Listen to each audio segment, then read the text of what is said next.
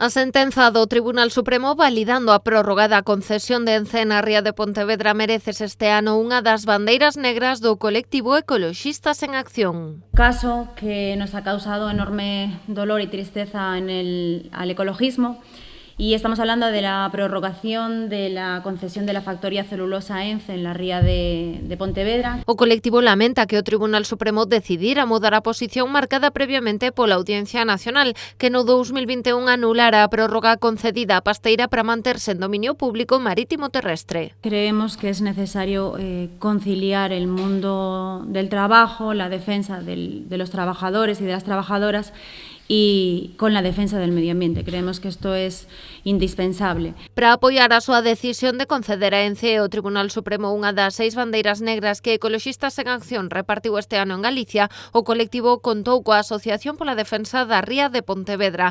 Para a PDR, o pronunciamento do Alto Tribunal foi unha sentenza de parte. Estamos absolutamente sorprendidos.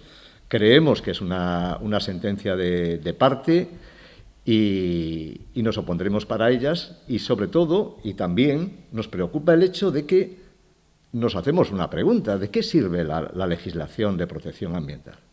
¿De qué sirve la ley de costas si luego un tribunal puede hacer una reinterpretación intencionada para incumplirlo? Outras das dúas bandeiras negras concedidas en Galicia teñen por obxectivo denunciar a deixadez que, segundo Ecoloxistas en Acción, ten a Xunta cos graves problemas ambientais que supón a minería en Galicia. Unha delas é por mala xestión, aseguran, por permitir que a explotación da mina de San Fins poña en perigo o ecosistema da ría de Noia. A outra recae na mina de Touro e, apuntando novamente ao goberno autonómico, acúsano de permisividade coas verteduras procedentes dos terreos da mina.